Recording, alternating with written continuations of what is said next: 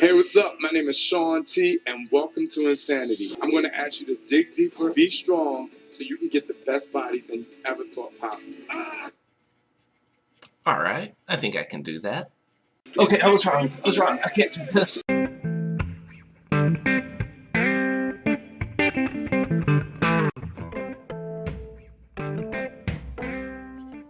Hello, and welcome back to the Thriftington Post. My name is Lantis, and this is the second episode. I would like to note right quick that we have a background now. It was donated by Ozzy, who agreed with me that the background was entirely too blank.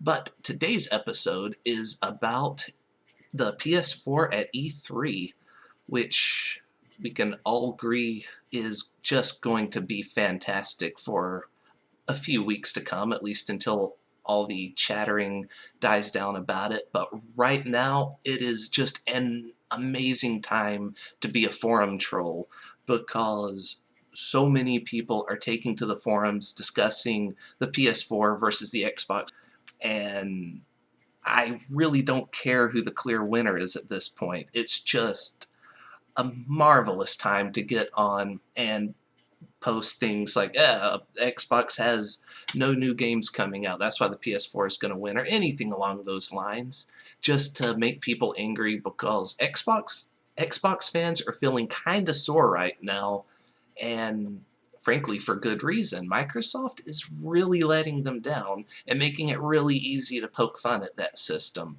So that's what I'm doing.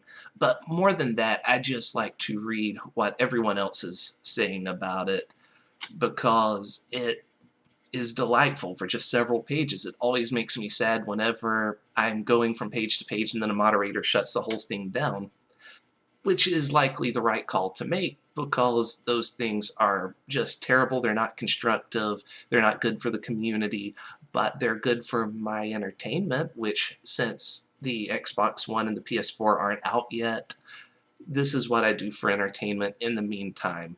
That and NatPagel dailies in World of Warcraft. That's terrible. That's not a good form of entertainment. Neither is archaeology, but both of those things are weekend devouring entities. But this isn't about World of Warcraft, it's about the PS4. And so let's discuss. At E3 this year, the PS4 and the Xbox One managed to have a marvelous role reversal of what I saw from them years back, whenever it was the PS3 and Xbox 360 that was coming out. Back then, the PS3 just looked like trash to me. Mostly, I was angry that there would be no backwards compatibility, and I love the PS2. So I wanted to be able to continue to play those games on the next system without having just a stack of systems in the living room. But they were not going to give me that, so I just wasn't interested in the PS3 at all. Flash forward to the current day, and the Xbox One, it's called, decides to do several interesting things, like the DRM is the most prominent of all this, how you have to check in once a day, and if you don't have an internet connection, then you can't play it at all, and that's bad. And also, if you buy it and you have an internet connection, but then you move overseas, there's a regional lockout. So since you bought it in one place, you won't be able to play it in the other place. And if that place doesn't support Xbox Live, then you can't play it at all. So for those reasons, mostly, the PS4 is pulling way ahead. And then there's other things, like the Kinect always being on. That's something that people would have barely even noticed if they weren't already mad at Microsoft for the DRM feature. Even though it's not always on, it's only once a day, that's still enough to make people livid about this, because people think back to things like SimCity or Diablo 3, how those were games that they wanted to play offline, but they had to play them online. So anytime they lagged a little and their hardcore character died, or if it went down for maintenance for 8 hours, they couldn't get on and play what they thought should be a single-player game. And I believe they were right to be thinking that. Error 32, Error 34, something like that. Was Error 37, that's what it was. came up immediately when Diablo 3 launched, showing everyone that this is always online, and if there's any problems at all, then you can't play it. And that just sort of punctuated the problem with things needing to always be online. So now Xbox One is saying, now picture that, but everywhere in all of their games. If you can't get an internet connection, if Xbox Live goes down for a week, then you just can't play any of their games because you can't check in to say, hey, I didn't pirate this. See, look at it. And that's... I don't know. I don't like that. And it's not a deal breaker for me, but again, the fact that it is a deal breaker for so many other people shines a much brighter light on the PS4. Now, what do I like about the PS4? I like Kingdom Hearts 3 coming out on it. Honestly, all that other stuff aside, as soon as I heard Kingdom Hearts 3, I was sold on the whole system. And yeah, actually, no.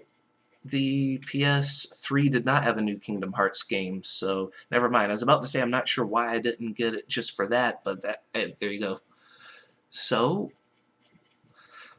also to make matters worse for the Xbox One, and come to think of it, I did say this was going to be a PS4 episode, and it's actually an Xbox One episode, so the title was misleading, but,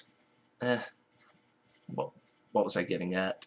Anyway, the Xbox One, another thing that I don't like about it is that two gaming companies that I don't really care for are prominent in Microsoft, one of which is EA. And they've been having some very user-unfriendly issues too, such as whenever they make a game, they cut it in half and say you can buy this for $60 and this half of the game for $30, day one downloadable content. And that's just terrible. So you get to add that practice onto Xbox One's always on and the Kinect, which is always watching you, and all the other problems that just make PS4 look better and better and better because it's going with the more traditional, you don't have to be online, you can swap games with your friends, it's really, really simple. Side note, that was a marvelous trolling video that the PS4 released where, it was like how to share games with the PS1. Step 1, here you go, thanks. That was great. But, I don't even see what the problem with lending friends games are, because there's the fact that you didn't make money off, the developer of that game didn't make money off that person playing that game, but a lot of the times when I borrow games, it's because I had no intention of ever actually buying the game, and so I'm just bumming it for a friend. It's like, oh, like Dragon Age, I had no interest in playing Dragon Age, someone let me bum it, and I loved it, so I went out and bought Dragon Age 2, which that was actually a terrible game, and I felt like this was a horrible bait and switch. But that's a bad example. A much better example is way back in the day, a friend let me play Warcraft 2. Now, Blizzard didn't make a dime off that, but they've received so much money from me since then. Like, when World of Warcraft came out, I don't even want to imagine how much money I've given them over the years just with that sub. And if not for borrowing Warcraft 2 way back in the day, I would have never even cared to try World of Warcraft. So that was very much letting me borrow that game was a nice investment in the future because it got me to know Blizzard. I got to know Blizzard because I borrowed that game from them, so they got more money from me in the future, and they got a lifelong fan. So there's that. And Xbox is just being very short-sighted with this, but that's sort of how businesses are these days. They're very short-sighted. They're only concerned about the next fiscal quarter. So just chop a year up into 4 blocks. How much money they make in this block is what they're concerned about. They don't care about down the road. And EA is epitomizing that by trying to get as much money out of every game they release as possible, not even caring if people are going to keep buying their games down the road if they keep pushing out such shoddy practices as day one DRM and things always being online, which I don't think EA has done always online content yet, but they will now with Xbox. Oh, and the other gaming company is Capcom, which I've been boycotting since they're refusing to make Mega Man Legends 3. They actually did make a prototype of Mega Man Legends 3, like 8 missions or so into it, and then they wrapped it up and never released it, and that's the last we heard of it. So since then, I haven't really been that big a fan of Capcom, and so yeah, those two companies are going to Xbox, so hooray for them. I'm not interested in their console because of this, but the PS4 is looking much better with its lineup. Again, mostly Kingdom Hearts 3, kind of Final Fantasy 15. I'm still feeling burned from how awful Final Fantasy 11 was. Yeah, I played that game for like 5 years. What was it? 2003 to 7? 07? That was very terrible, and honestly, I'm not sure why I played it for that long if it was so bad. I'm an addict to MMOs. I have a problem. I should probably seek help. But that's not the... My mental health is not on trial here. Speaking of mental health, that's it for the show today. If you'd like to get in touch with me, you can leave a comment below, or you can contact me on Twitter at Atlantis Armstrong. That's LANTISARMSTRONG. And I will see you later.